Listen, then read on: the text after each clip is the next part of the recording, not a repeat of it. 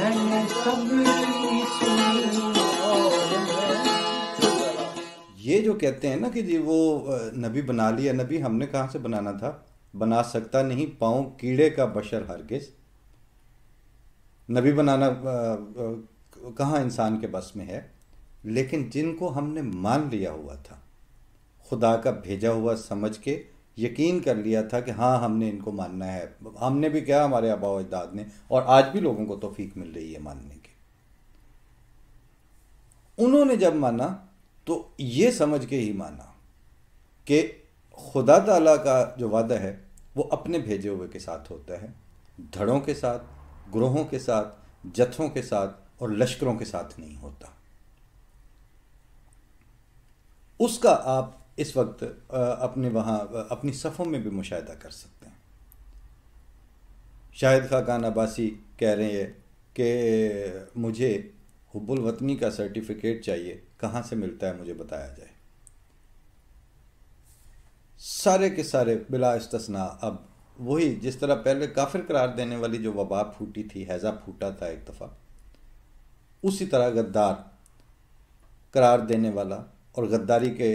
الزام سے غداری کے مقدمات قائم کرنے تک کا جو سلسلہ ہے وہ اب چل نکلا ہے. جس وقت بھی شاہدرے میں وہ پرچہ ہو رہا ہوگا، اس کے فرشتوں کو بھی نہیں پتہ ہوگا کہ اس حرکت کو دنیا نے اور دیگر ممالک نے کس طرح دیکھنا ہے. وہ اس کو تو چھوڑ دیں، لیکن آپ نے جو 50 سال گند کیا، یہ آپ کے منہ پہ تماچا کے طور پر وہ پرچہ آیا. اس میں آپ کی ساری لیڈرشپ گندی ہوئی، اس میں آپ کا وزیر اعظم آزاد کشمیر کا نام بھی اسی طرح سے شامل ہوا. اور مطلب اب یہاں سے اندازہ لگا لیں نا کہ آپ highest office of the government and highest offices of the state, ان کو سنبھالنے والے جو ہیں ان کے بارے میں پرچہ دیا جا رہا ہے کہ جی یہ غدار ہیں. سلسلہ یہاں سے چلتا ہے کہ اگر آپ یہ کہانیاں گھڑ کے اور ایک دوسرے کے اوپر گند اچھال کے یہ سمجھتے ہیں کہ اس کے نتیجے میں ملک ترقی کی طرف چلا جائے گا، ملک نے اس طرح ترقی کی طرف کوئی نہیں جانا. دوسری حرکت جو آپ کر رہے ہیں وہ آپ، میں نے ایک پروگرام میں پہلے بھی عرض کیا تھا، شارٹ آف احمدیز. آپ چاہتے ہیں آپس میں اتحاد، آپ چاہتے ہیں یکسوئی اور یگانگت، لیکن احمدیوں کو اس میں سے باہر رکھ کے جو ایک طبقہ، جو ایک فرقہ، جو ایک جماعت، جو ایک کمیونٹی اس وقت پاکستان میں، جن کے اوپر آپ کاغذ قلم لے کے بیٹھ جائیں، تحقیق کرنے کے لیے پورے محققین جمع کر لیں، لائبریریاں سنبھال کے لے کے آ جائیں، نیشنل آرکائیوز آف پاکستان کو اپنی سپورٹ پہ لے آئیں، ہر حوالے سے جن کے اوپر کسی طرح بھی نہ اسلام کے خلاف اور خلاف اسلام، ایک اسلام کے خلاف ہوتا ہے، ایک ہوتا ہے کہ آپ نے حرکت کوئی خلاف اسلام کی ہو، اور نہ پاکستان کے خلاف نہ خلاف پاکستان، ایسا کوئی دھبا جس جماعت پہ اوپر نہیں مل سکتا آپ کو، وہ صرف یہی جماعت ہے. اس کے اوپر آپ 50 سال تک زبان درازیاں کرتے رہے. اس کی وہ لیڈرشپ جو مسلسل آپ لوگوں کے لیے دعا گو رہی، ان کے اوپر آپ نے اس طرح کا گند اچھالا، اور اس گند اچھالنے کو آپ اپنے ایمان کا حصہ سمجھتے رہے. یعنی احمدی خلیفہ یا بانی جماعت احمدیہ یا افراد جماعت احمدیہ کے اوپر بلا وجہ، بلا اشتعال، بلا ضرورت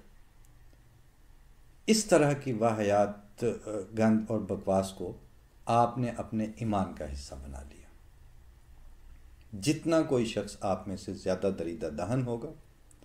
جتنا وہ خلاف واقعہ الزامات کو فروغ دے گا، جتنا وہ پورے تیقن کے ساتھ جھوٹ بولے گا بھی اور اس کو پروموٹ بھی کرے گا، اتنا ہی مطلب ہو وہ احمدیوں کے خلاف، اتنا وہ آپ کا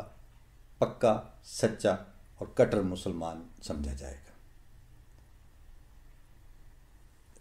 اب حالت یہاں تک آ چکی کہ وہ یوسف زئی صاحب کہہ رہے تھے کہ میں نے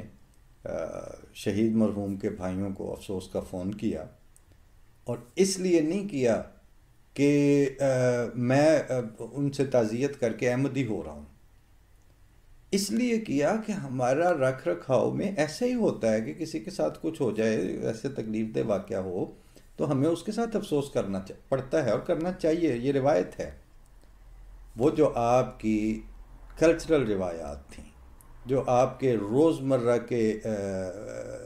پاجیاں جسے کہتے تھے، اب آپ کی سوسائٹی ان سے بھی محروم ہو گئی ہے۔ اب آپ کی سوسائٹی ایک طرف سے ایک طرح کا گند اچھالا جاتا ہے، دوسری طرف وزیر اعظم پاکستان آ جاتے ہیں عمران خان صاحب، وہ اپنے اس کو سنبھالا دینے کی خاطر وہ پھر آگے سے اس لیول پر اترتے ہیں کہ جس پہ عام آدمی بھی ضرورت نہیں سمجھتا۔ بڑی عجیب حیرت ہوئی کہ وہ مطلب کہ ایک نے تو کھچ ماری تھی، آپ کو ایز اے وزیر اعظم پاکستان تقریر کرتے ہوئے اس طرح کی جو انہوں نے گند کیا ہوا تھا اس کا اس حیثیت میں، وزیر اعظم کی حیثیت میں تنظیم سازی کیا کہ تو کیا ضرورت تھی اس پہ بات کرنے کی؟ اس کا اس سے ثابت کیا کیا؟ اس سے آپ نے اپنے عہدے کے وقار سے نیچے اتر کے وہ بات کی۔ لیکن آپ کو یہ خیال کیسے آئے گا؟ اس لیے کہ آپ دونوں طرف کے اس وقت اپنی سروائیول کی جنگ لڑ رہے ہیں۔ وہ جو ووٹ کو عزت دلوا رہے ہیں، وہ جو کہتے ہیں ہم پاکستان کے لیے یہ کر دیں گے اور ہم پاکستان کے لیے جیلیں بھر دیں گے، اور وہ بالکل پاکستان کے لیے کوئی کچھ نہیں کرنا چاہ رہا۔ وہ تو جیسے وہ کہتی ہیں نا کہ عورتیں جس وقت بین ڈالتی ہیں کسی کی مرنے پہ جا کے، تو وہ اپنے مرے ہوئوں کو یاد کر کر کے رو رہی ہوتی ہیں، بہانہ وہ بنا ہوتا ہے جو سامنے ڈیڈ باڈی پڑی ہوتی ہے۔ اس وقت حب الوطنی اور پاکستان کی میں جمہوری اقدار اور پاکستان میں آئینی سپریمیسی جو ہے، یہ تو وہ لاش ہے جس کے اوپر وہ اپنے جیلوں میں بیٹھے ہوئے کو چھلوانا چاہ رہے ہیں، جن پہ کیس بنے ہوئے ہیں ان کو نکلوانا ہے۔